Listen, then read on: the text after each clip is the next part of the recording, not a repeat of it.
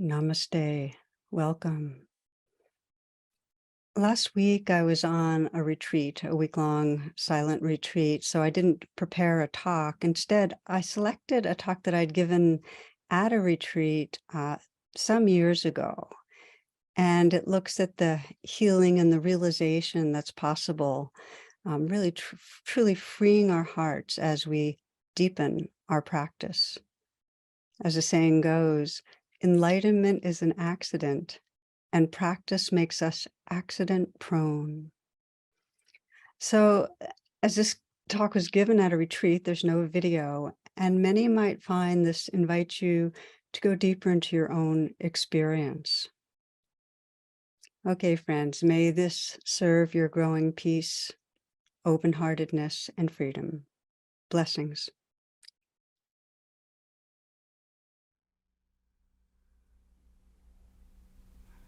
Namaste.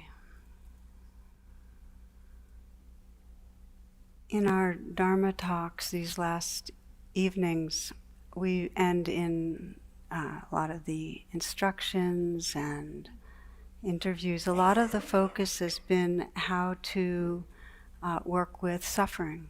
And we've been appropriately paying attention to the very realness of what's difficult. And fear, grief, shame, anger.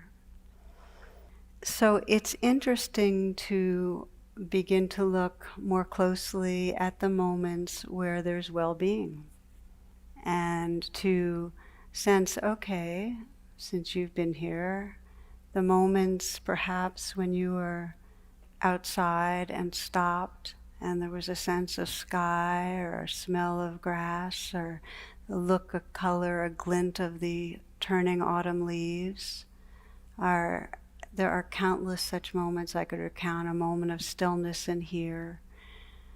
Our moments of well-being at home when we're gardening, or playing with our dogs, or playing with a child, whatever it is. What's the common denominator of what makes those moments, what happens when there's contentment? What's going on? When there's a sense of peace or love, what is the common denominator whenever that's there? Whenever we actually touch some real happiness. Just, yeah. A sense of connection.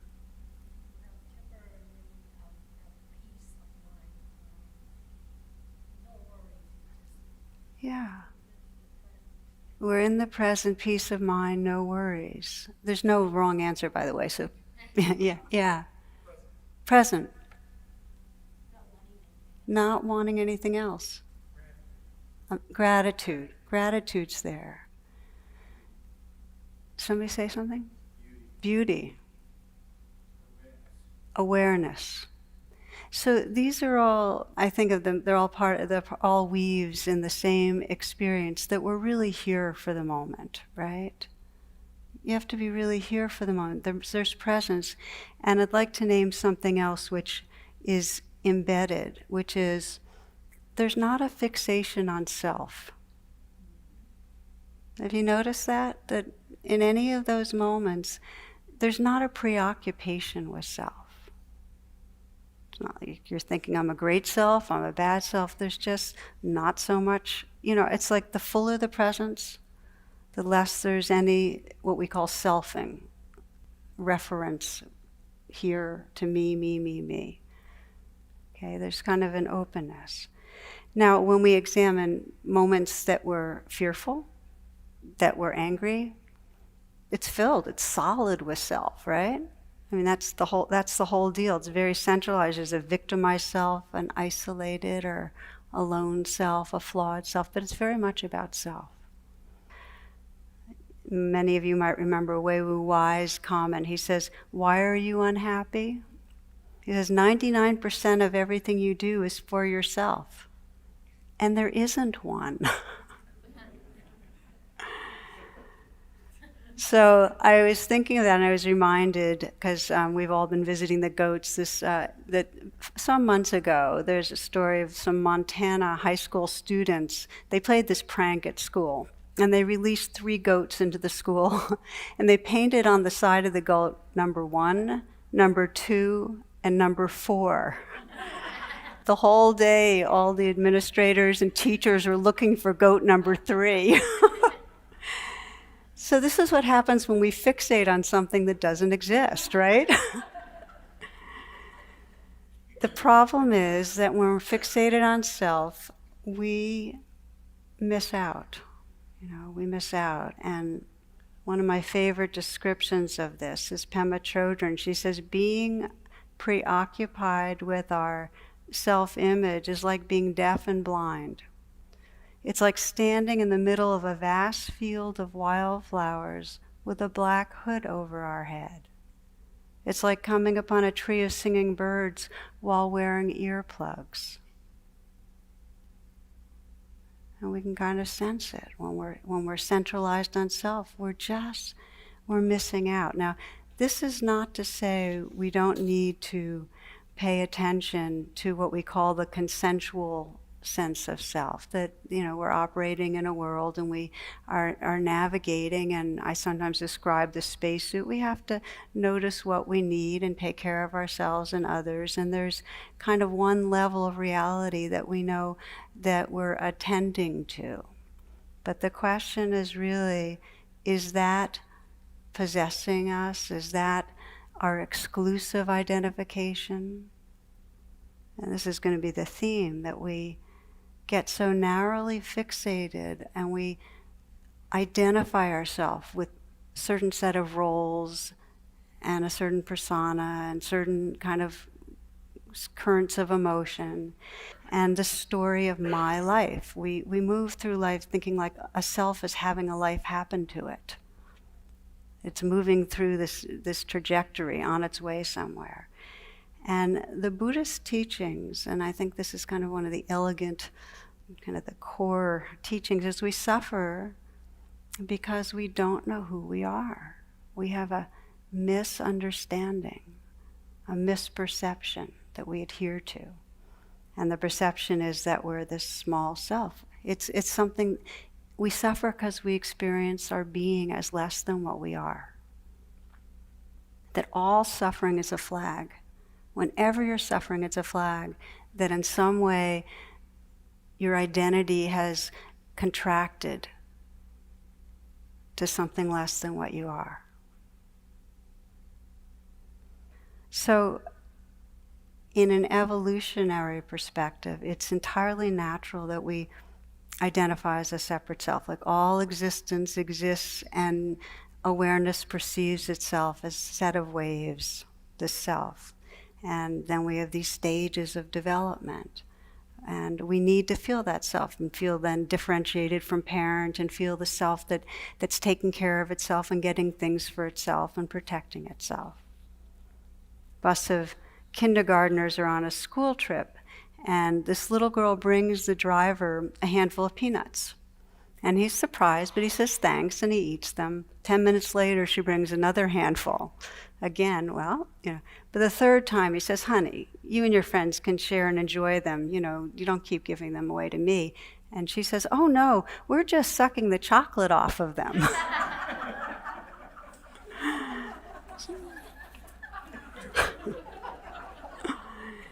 So here's the understanding that I think is interesting, is that developmentally we're supposed to feel separate and we're supposed to take care of the separate self, but there is a developmental arrest if we don't keep going. That it's not the end of the evolutionary story that we're self-centered or that we're organized around this self-sense. And when we have signs of arrest, well, it's when we really get discontented. And you would not be here if you had not felt the pain of not at home, something's off. And I think of that as kind of a developmental rest. It's like something in you knows you're meant to discover or live in something larger. And yet there's this sense of still playing out old patterns. So that not at home is kind of a signal of the arrest. So what I want to explore tonight, which we're already exploring, is this capacity we have that we've been really kind of honing in on all week to realize what we are beyond this narrow identification with a small self. And to realize that, and there's a Zen saying I just want to bring in, which is that when this realization is deep, when we have a deep realization of what we are beyond the story, our whole being is dancing. That there's a freedom, and freedom can be a word that's kind of vague, that the more we realize our beingness beyond the stories and the roles, the more freedom there is for this spontaneous, alive expression of what we are. So Adyashanti coined the term emptiness dancing, which I like. So this inquiry of really, who am I? Because we know ourselves through these stories.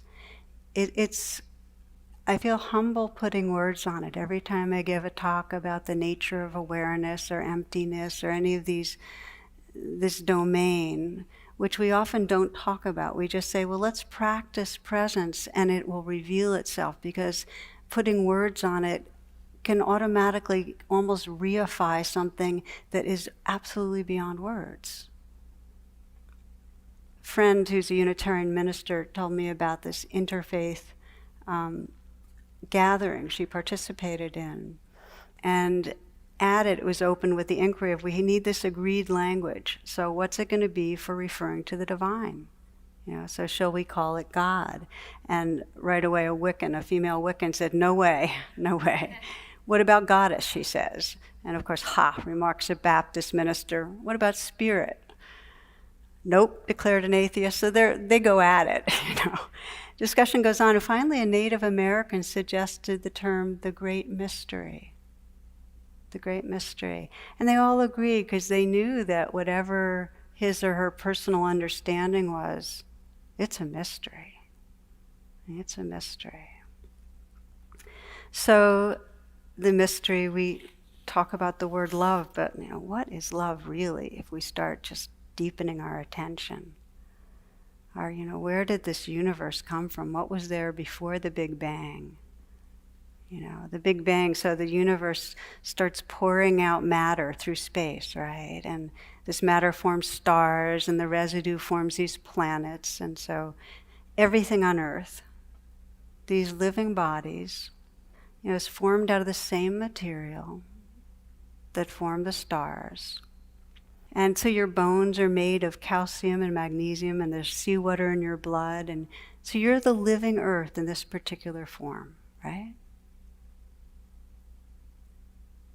This is what Brian Swimme, cosmologist Brian Swimme says. He says, 4.5 billion years ago, the earth was a flaming molten ball of rock, and now it can sing opera. So it's a mystery, and at the core of the mystery is this sense of cognizance, that there's cognizance here. This living earth that we are, this clay body, is cognizant. Let me ask you right now, just for 5 seconds, don't be aware.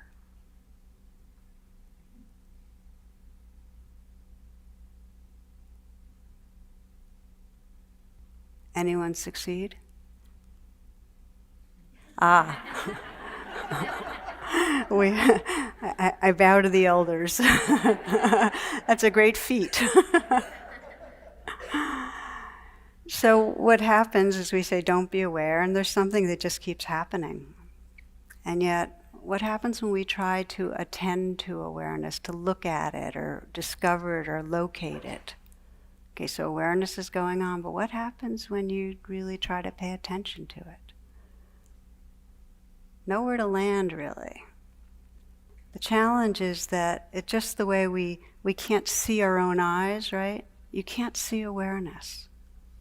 What you're looking for is what's looking. So it can't be an object that our mind grasps. We can only be awareness.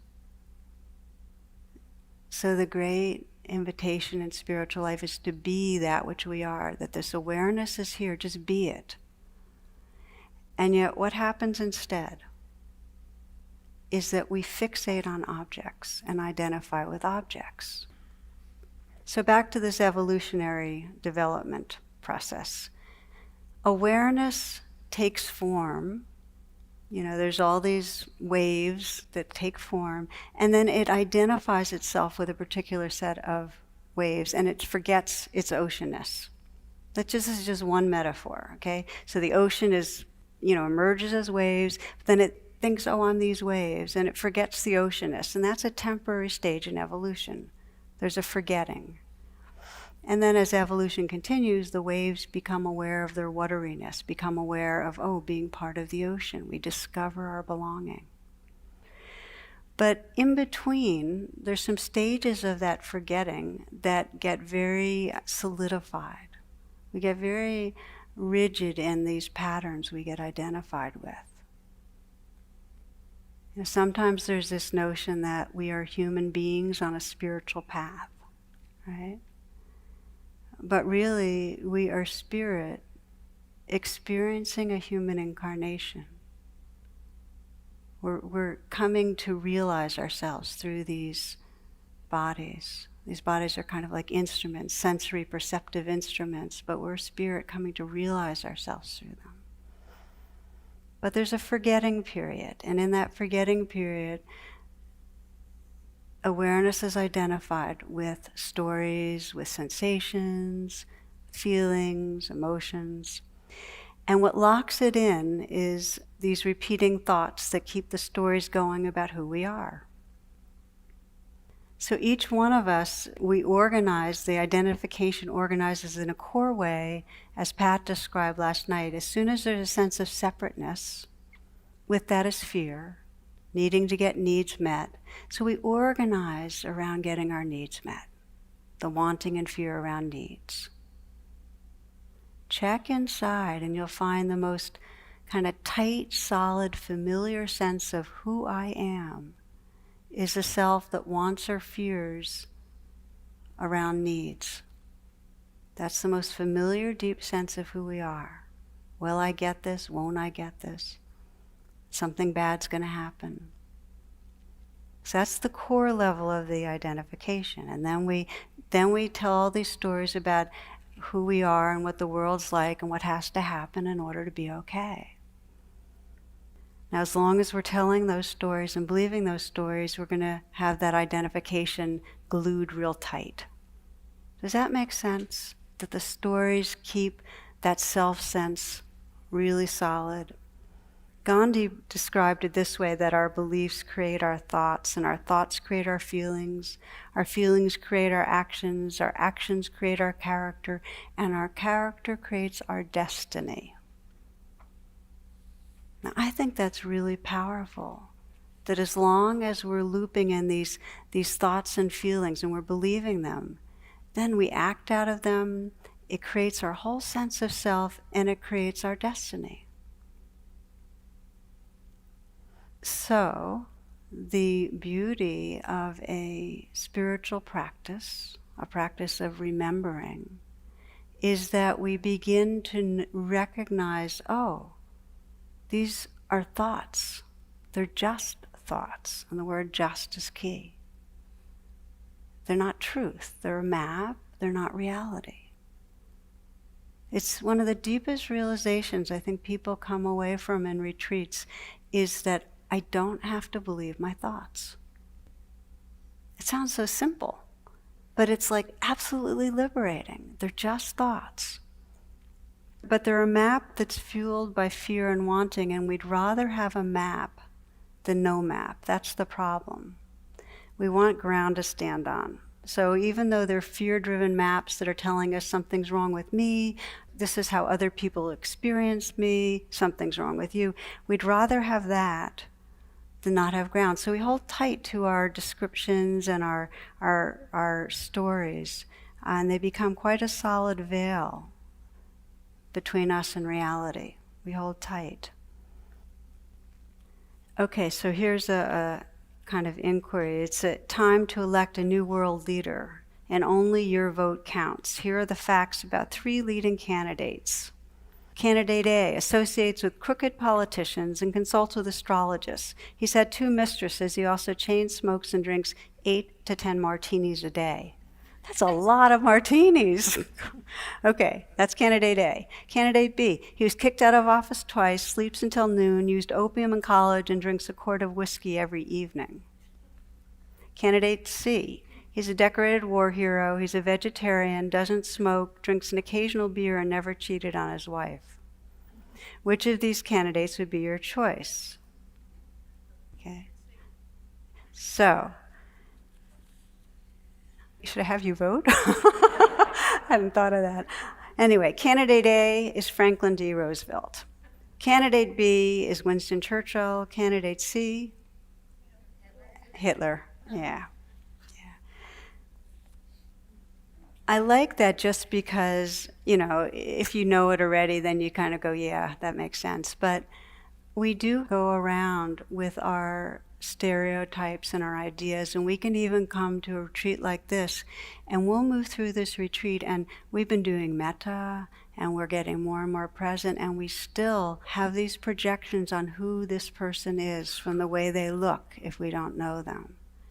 And we sort instantaneously from our past memories and history and our cultural imprints, instantaneously, to notice age or who's attractive or not attractive, or color, or the way the person moves, and is it socioeconomically, does this look like my kind? And we don't even notice it. We have these flash imprints in us that then project. And if we aren't able to start noticing our thoughts and noticing our stories and our beliefs, we live in a world of unreal others. The other is not real. We don't get to pick up what's really there because we've got this whole veil, and we're living in a world of unreal self. We have these stories we're believing about ourselves. And I'll sometimes ask people, and this is not just me, it's a question that's a really useful one. A lot of people use who would you be if you didn't believe that? If you didn't believe that you were flawed, or if you didn't believe that you didn't belong, or if you didn't believe that you were unlovable, who would you be? And because we don't know, we'd rather know and have it be bad news sometimes than let go. Now, it's not just the bad news stories. We just live in our ideas a lot. So we're moving through life, living in a story of how things are, and it's not always real. So, brief story. As a bagpiper, I play many gigs. Recently, I was asked by a funeral director to play at a graveside service for a homeless man. He had no family or friends, so the service was to be at the pauper cemetery in a Kentucky back country. As I was not familiar with the backwoods, I got lost, and being a typical man, I didn't stop for directions. I finally arrived an hour late and saw the funeral guy had evidently gone, and the hearse was nowhere in sight. There were only diggers and crew left, and they were eating lunch. I felt badly and apologized to the men for being late. I went to the side of the grave and looked down, and the vault lid was already in place. I didn't know what else to do, so I started to play. The workers put down their lunches and began to gather around. I played out my heart and soul for this man with no family and friends. I played like I've never played before for this homeless man, and I played Amazing Grace. The workers began to weep. They wept, and I wept, and we all wept together. When I was finished, I packed up my bagpipes and started for my car. Though my head hung low, my heart was full. As I opened the door to my car, I heard one of the workers say, "I've never seen nothing like that before, and I've been putting in septic tanks for 20 years."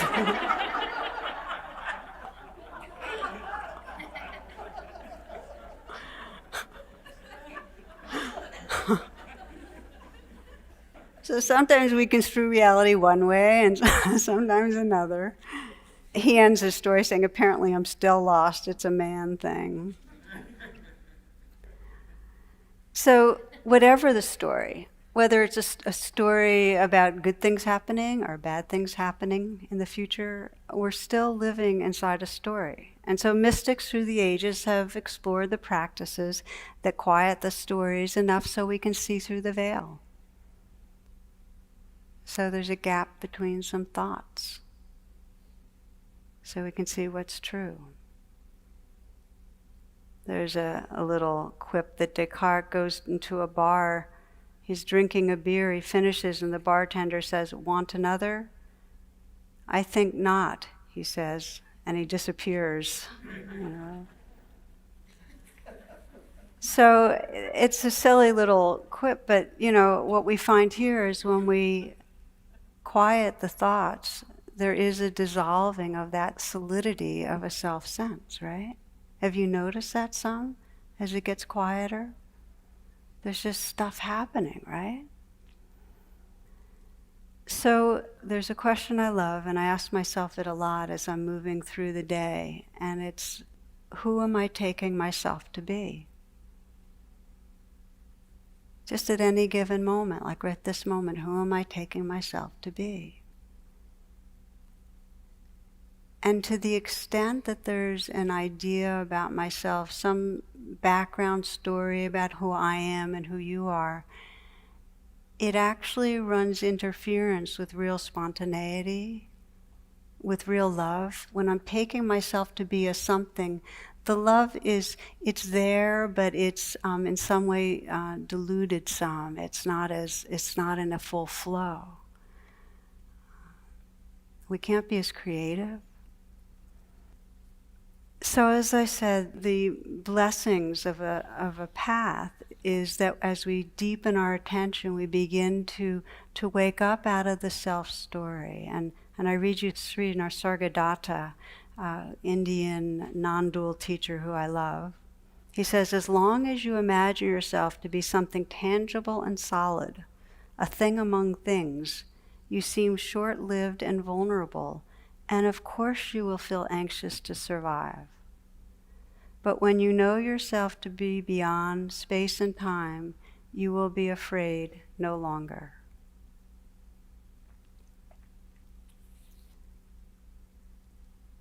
The Buddha, when he sat under the Bodhi tree, encountered all the challenges, and in his wakefulness was able to discover that presence and compassion that's larger than the challenges that were thrown at him by the god Mara, the arrows and the spears. And they're really the challenges, the shadow side that we all experience. And so that's what we're practicing here, like the Buddha, just being under the Bodhi tree here. And his awakening was to that timeless presence that's not identified with something small. And that didn't mean he still didn't experience bodily sensations, and as Larry said, there was pain through his life, but his identity wasn't hitched to a small self. So he was resting in a freedom that knew a larger belonging to something that's timeless. And an interesting part of the story, or myth, however you want to think of it, of the Buddha's awakening, is that after his enlightenment experience, after he was awakened, he hesitated about teaching. He had a sense that, the ignorance, the dust in people's eyes, its ignorance was too much, and that they just wouldn't get it because freedom was so profound. It's not like you can imagine. It was so profound. He said, he just didn't trust that people would get it. So Brahma had to convince him, because he was just going to go off and just bliss. And he had to convince him, come on back, these folks, they can handle it. And then he looked again, and he saw with the eyes of compassion the suffering, and he also saw with the eyes of wisdom that, we have dust in our eyes, and yet we're all Buddhas. I mean, what he realized is what we all are. It's in us all. The most basic reason I'm attracted to Buddhism is the single message that it's what we already are, and it's homecoming. Just deepen our attention. We're coming home. And I think it's irreversible, that you can't be here and you can go back into trance. We all awake, forget, awake, forget. But that awareness wants to realize itself. That's the nature of awareness, to awaken through these bodies and realize itself through us. And it's just happening. It's just happening. So, to me, that's the beauty, that's the message that's so powerful, that it's possible for every one of us. And so what we do here to realize this evolutionary potential, because this is the evolution of consciousness, what we do here is pay attention in what I consider two ways, and the rest of the time I'm going to talk about how these two ways work. And one of the ways, the primary thing we're doing here, is what I call paying attention to the waves. We're noticing the waves of our experience, and we're getting better and better at, thinking, which is, as again, this morning's instructions, the sound right now, a strong sensation. We're becoming mindful of the waves of experience. And there's several different ways that awakens us. Sometimes we're mindful in a very simple way of it. It's not like there's high drama. It's not like there's some intense charged experience. But as we just get very, very present with this moving flow of this sensation and that sound, more and more, rather than relating from experience, there's a sense of that mindfulness, that awareness that is aware of what's happening. And there's a dissolution of a sense of self. In the moment that you're aware of something, you're not hitched to it, or you're less hitched to it. And then, for many of us, because this is what happens at retreat, because we're no longer using our normal escapes, our normal ways of being preoccupied, what wanted attention, what was still tangled, presents itself. And this is awareness, this wanting to be free. It's like, as long as there's a tangle, awareness is going to keep presenting it so that it can be untangled to allow the full flow and realization. Suffering is a call for loving attention. It's awareness wanting to come home to itself. So that's a lot of what's happening here, is that we start encountering that which is really asking for attention. And sometimes it's a dramatic encounter, and sometimes it's not. I share with you, just because, again, I'll use the metaphor of waves, that the more you can be with the intense and difficult waves, the more fully you bring presence to it, the more you realize the oceanness. That's the basic metaphor. So, for me, I shared a couple of days ago, a challenging story of really turning on myself when I was sick. Some months after that happened, I landed up in the hospital for a week, and there might have been a few of you that ended up at the New Year's retreat that I was supposed to teach, but I was in the hospital for it instead. And I hit a point that I consider where I was just really identified with the waves. And it was when they had absolutely no idea what was wrong with me, except for that they thought maybe I needed a pacemaker, and I couldn't leave the hospital because my pulse was, like below 40 or something. It was really low, and I was incredibly weak. And the wave was one of profound fear, because I was entirely uncertain if I had any life in front of me. I really questioned whether there was anything ahead. And would I ever be able to continue teaching? What could I count on? So there was that depth of really not knowing, and the fear that comes with not knowing, which is really scary when there's some bad possibilities. I was using the language that Chogyam Trungpa has offered, where he says, just meet your edge and soften. So every time I'd hit a real edge of something, I would try to soften. Try to entrust to the waves, try to let go, try to really be there.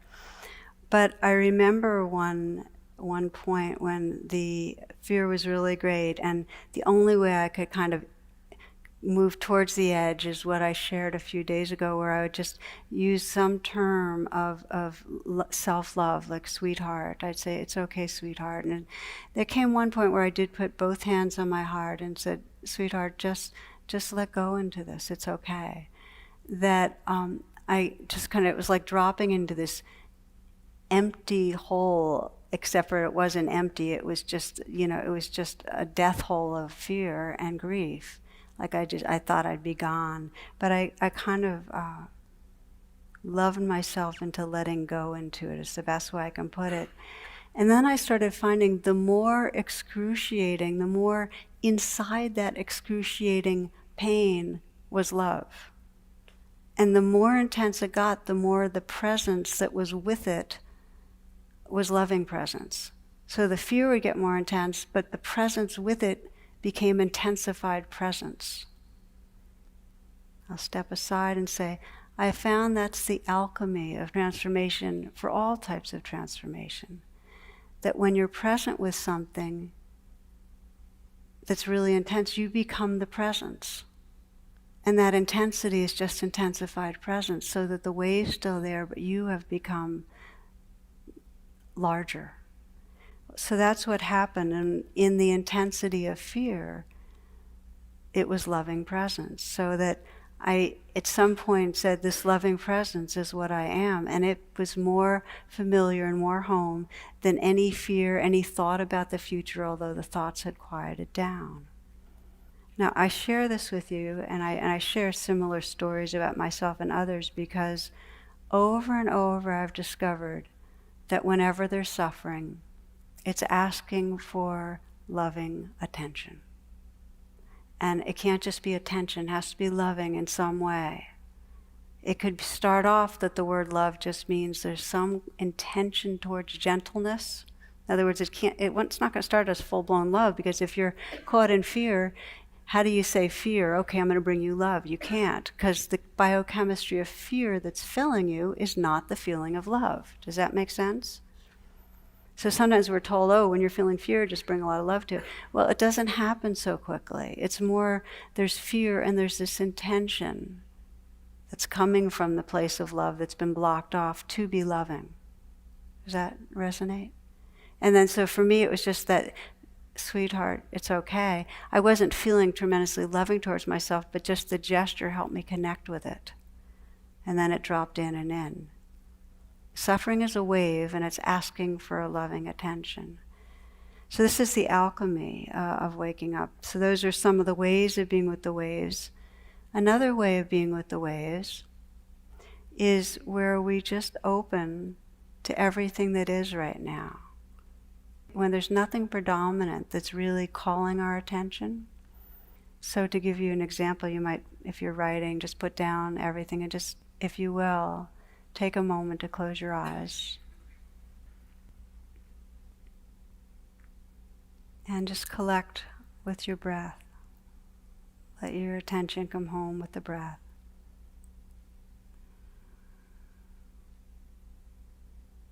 You might mentally whisper here, and just bring yourself right here.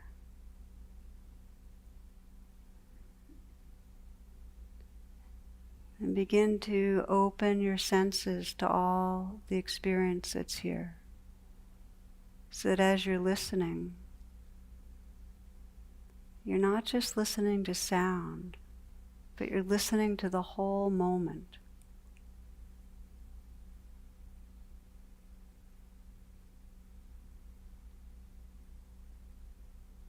That you're feeling the whole moment. This is awareness receiving the sensations that are here.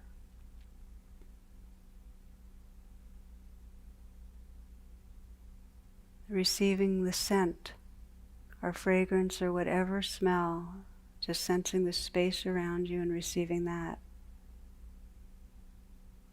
Scents and sounds. Feeling, so that you're listening to and feeling the whole moment. And there can be a sense a little of stretching, like you're being stretched.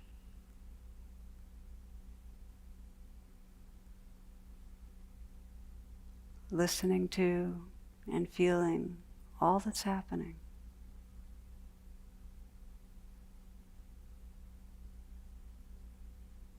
And sensing the openness that's happening in. How vast.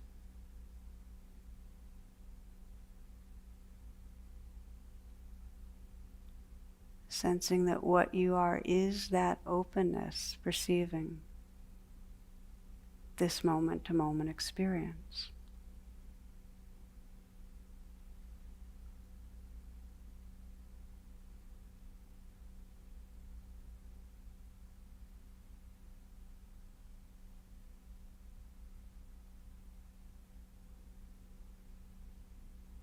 When you open to the waves in their entirety, this whole living moment,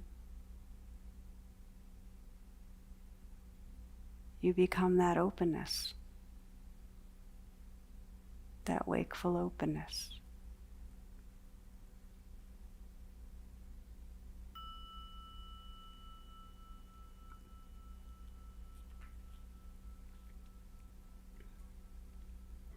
So one whole way that we pay attention is we pay attention to the waves, we begin to discover the ocean, the wholeness, the openness.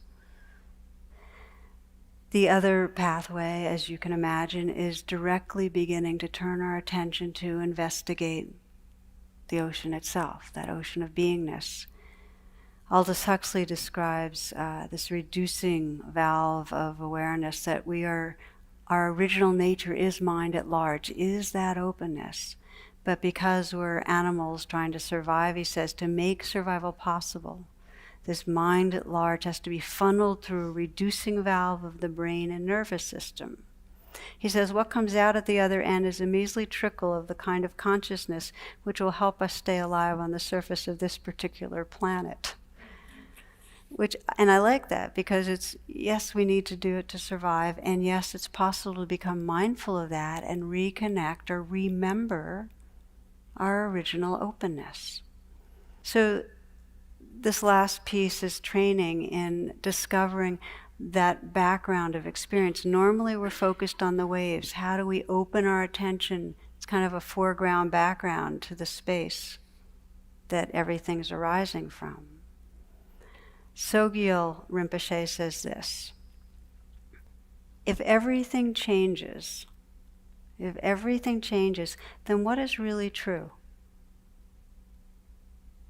Is there something behind the appearances? Something boundless and infinitely spacious in which the dance of change and impermanence takes place? Is there something, in fact, we can depend on that does survive what we call death?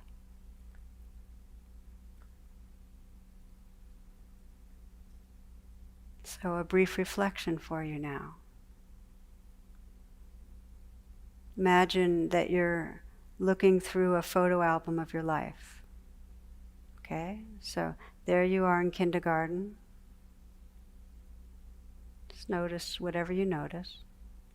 Just flash onto that. Then senior year of high school.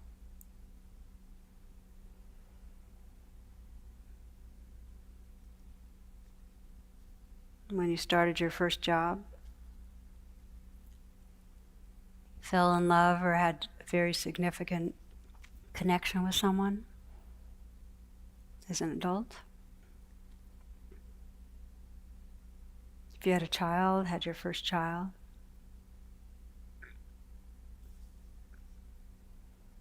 So they're photos, they're celebrating your achievements, they're also marking times of insecurity and loss. Just imagine this photo album here. And then you look in the mirror. Who are you? Now consider how your body's changed from kindergarten on up. Your worldview has changed. Your sense of what's important in life. Your pleasures, your moods. Now just ask yourself, in every time and place, through all these years, all these moments, what about me has been unchanging? What has always been there?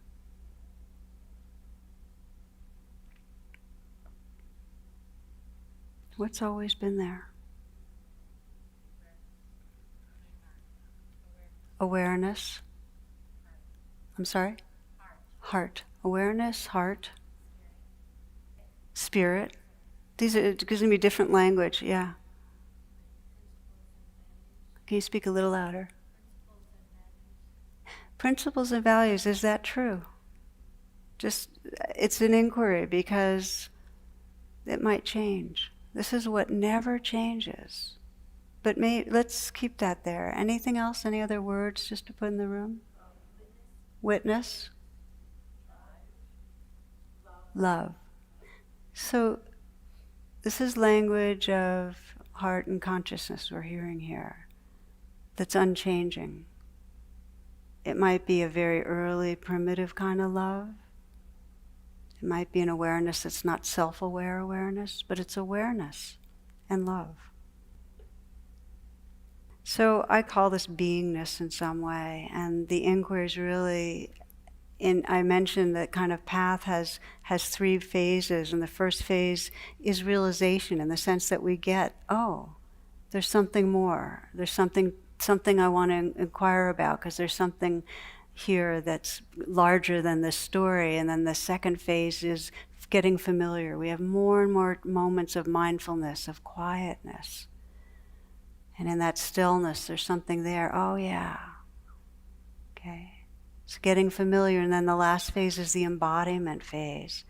So the inquiry is, how do we get more and more familiar with this awareness, this love, this consciousness, this spirit? So it's really spirit in a human existence. And one of the understandings is that this beingness is closer than we imagine. We move through our daily life thinking we're trying to get to some spiritual experience when it's always, always, always closer than we can imagine. It's always here, always been here. It's an idea that we have to get somewhere. And it's an idea that it's outside us. So one of the reasons that we've been introducing this practice of inner space is because we think of spaciousness and openness as out there. And yet when we begin to inquire and explore, we discover that there is, just like the atom, inside the atom is just space. It's like 99% of the universe, or 99.99 is empty space. I saw an IMAX film with my son, and some of you might have seen it. It's called The Cosmic Voyage, where you go out, out, out, out through the solar system and the Milky Way and to the outer edges of the observable universe, like huge space. And then through a drop of water, you go in, until you get to the tiniest known particles and the space inside everything. It's amazing to think that 99.99% of this universe is empty space. And that the space within us is as massive and vast as the space outside us. And that when we begin to explore and sense this awake space that's the source of everything inside this body, when you sense it inside this body, it's like you become this, like you're the black hole and the universe is coming out of you. It starts to decondition the sense that what we're searching for is out there. It's right here. It's between every cell. This is the poet Dana Fald says, go in and in. Be the space between 2 cells, the vast resounding silence in which spirit dwells. Go in and in. Be the space between two cells, the vast resounding silence in which spirit dwells. Go in and turn away from nothing that you find. Go in, become the space from which this universe springs forth.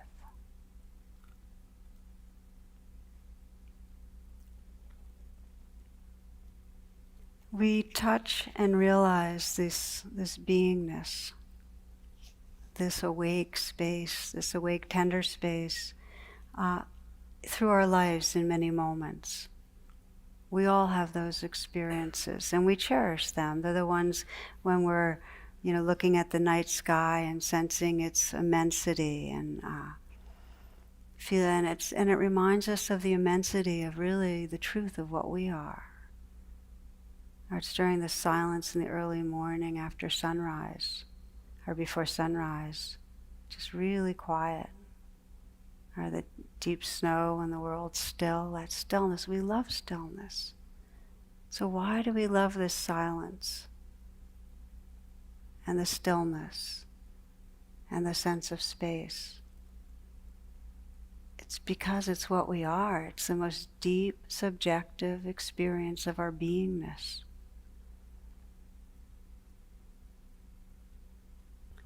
So the practices that help us to touch in are practices where there's just a slight effort, where we're saying, okay, so what's here? So that you're listening and then you say, who's listening? Or what's aware? So we make an effort just in a slight way, because it can't be striving, just to turn the attention a little and then let go. And you can explore it right now, just for these moments. Just close your eyes and just know that if it doesn't feel useful, it feels confusing, another time you can put it aside. But just to get a sense of this exploring, this beingness, you might start by just listening to sound again.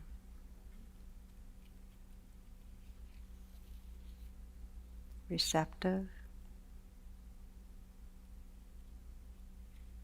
Listening not just with your ears, but your whole awareness.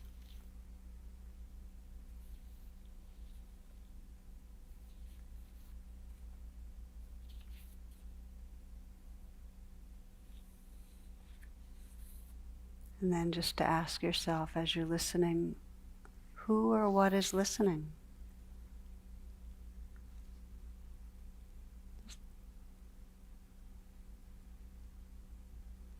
Just to turn the attention towards awareness and then let go. Just be whatever you notice.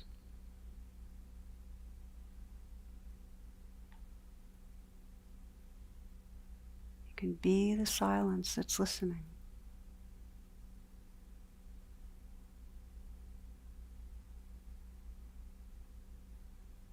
You might feel these waves of sensation, the vibrating, the tingling. What's aware of this?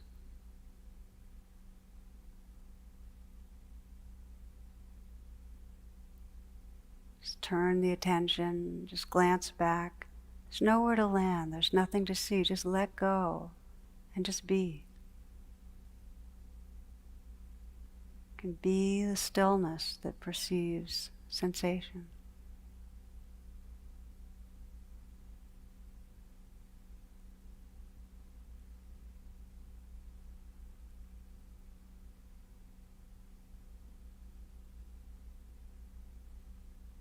Taking a few breaths, opening your eyes. And that's the last couple of minutes to say that it's a beautiful and liberating part of practice to include what sometimes we sense as this background of experience. So we're not just looking at this, paying attention to the sound, but we're sensing that silence that's perceiving. Or if you're looking at the sky, you're not just looking at the silhouette of the branches, but you're sensing the sky itself. What happens when we begin to come into this wholeness where we're the ocean and the waves is that our being dances more freely. When you're not just the sensations in your body, but you sense the wakeful space, there's a flow that starts happening in your body. And it's very healing in a very real physical way too. Some of the blessings of emptiness dancing, one is happiness that's a happy for no reason. And you can sense it. I'm just going to give you an example of how you can start moving through the day and start sensing both this kind of empty space and this aliveness. You move through the day, and when you're walking or eating or showering, just ask yourself, how is emptiness experiencing this right now? Or if you don't like the word emptiness, how is this awake space experiencing this? How is awareness experiencing this cup of tea, this step I'm taking, this breath? And what you find is that in the moments that you come into that wholeness where there's awareness experiencing, that presence itself brings happiness and wonder. There's not a conceptual overlay, there's just this, the Tibetans call it this, you become a child of wonder. As you just start moving through and you're just awareness experiencing in this fresh way, and there's an innocence to it. The world takes on a very fresh expression. Nietzsche writes, for happiness, how little suffices for happiness, the least thing precisely, the gentlest thing, the lightest thing, a lizard's rustling, a breath, a whisk, an eye glance. Little maketh up the best happiness. Be still. So happy for no reason. You can check the next time you're feeling a sense of wonder or happiness, check, and what I think you'll find is that there's more space in the background in those moments. There's more of a sense of inner space, of silence, that makes it possible to experience what you're experiencing. Presence and happiness go together. Same thing for love. You can ask the same question that I just gave you and say, how does this openness, this awareness, this emptiness experience this other person right now? How does this wakeful openness experience the goodness of this person, or the beauty of this landscape, or the sorrow of this other person? Find out how wakeful openness or awareness experiences another's suffering.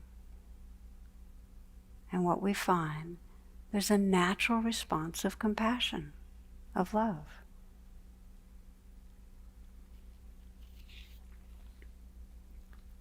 Same thing with peace. How does this emptiness experience change? How does this wakeful, open awareness experience change? There's room. We have a heart that's ready for anything. And finally, how does awareness experience aliveness? I mean, if you're sitting here, how is a wakeful awareness right this moment experiencing the aliveness of this body?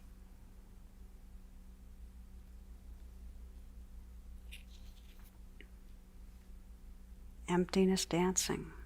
There's a creative flow that happens. And when we're moving through life and empty awareness is experiencing activity, it becomes very creative and spontaneous. So I know I'm going a little bit long. I'm going to share one last story and then close. This is Ishtak Perlman, who was crippled by polio when he was a young child, and at each performance he makes, he enters with his crutches. It's a slow entry, sits down, unclasps his braces, and so on. Then prepares to play. 1995 performance, Lincoln Center, New York. And on this occasion, he'd only played the first few bars of his violin when a string broke. So the whole audience could hear the crack, and what happened next, and they wondered, is he going to put on his braces and go and get another string for his violin or get another violin? But he sat still, he closed his eyes and paused, and then he signaled for the conductor to begin again. He re-entered the concerto and he played with unimaginable passion and purity and power. And those watching him could sense him modulating and changing and reconfiguring the piece in his head as he played. So deep was his immersion in creating that when he finished there was this awed silence, and then of course came the outburst of applause as people rose and cheered from every corner of the hall. Perlman smiled. He wiped the sweat from his brow and raised his bow to quiet the crowd. Then he spoke, not boastfully, but in a quiet and pensive and reverent tone. You know, he said, sometimes it's the artist's task to find out how much music you can still make with what you have left.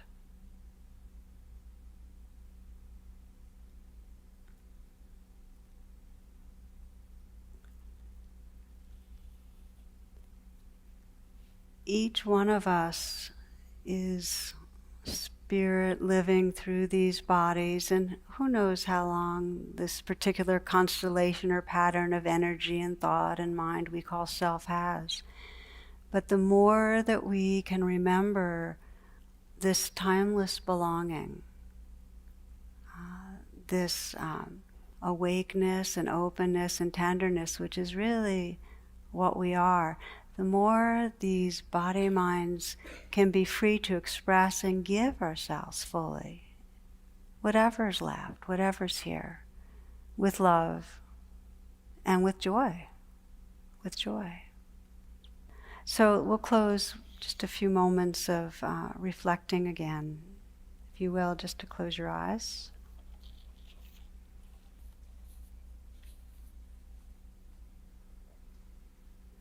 And as we've been doing, just take some moments to open the sense doors, just listening.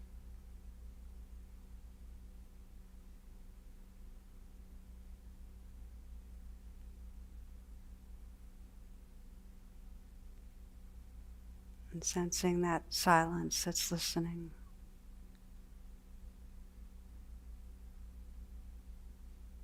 Listening to and feeling the aliveness that's here.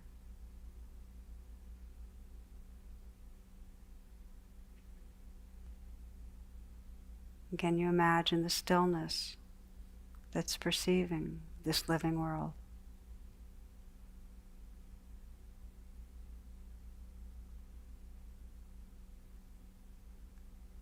Can you imagine the vast space that this moment is happening in?